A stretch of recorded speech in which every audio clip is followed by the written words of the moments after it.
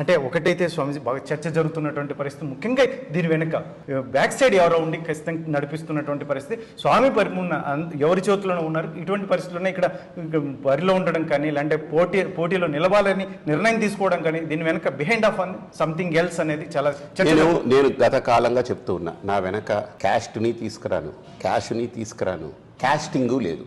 Casting అంటే ఏంటి? నేను తారాగణం కాదు, గుర్తుపెట్టుకోండి. నాకు గ్లామర్తో నేను పనిచేయి, గ్రామర్తో పనిచేస్తాను. ఏమిటా గ్రామరు? నేను మీకోసం ఉన్నాను, ఇక్కడే ఉంటాను, చెయ్యాలనేటువంటి సంకల్పంతో వచ్చాను. ఇక్కడ కూడా నేను ఎలా వచ్చానో అలానే చేతులకి ఏది అంటకుండా అలానే వెళ్లే వ్యక్తిని నేను. నాకు వెనకాల దందాలు లేవు, బంధాలు లేవు, స్పష్టంగా ఉన్నాను. కోట్లకో కాదు, కోట్లాది హృదయాలు గూడుగట్టుకుని ఈయన నిలబడగలడు, మా గుండెల్లో ఉండిపోతాడు ఈయన అని నమ్మిన హృదయాలు ఇక్కడ ఉన్నాయి. ఆ హృదయాలకి నేను సమాధానం చెప్తాను. వాళ్ళు ఎలా స్పందిస్తారో మీరు చూస్తారు. నా వెనక ఎవరు లేరు.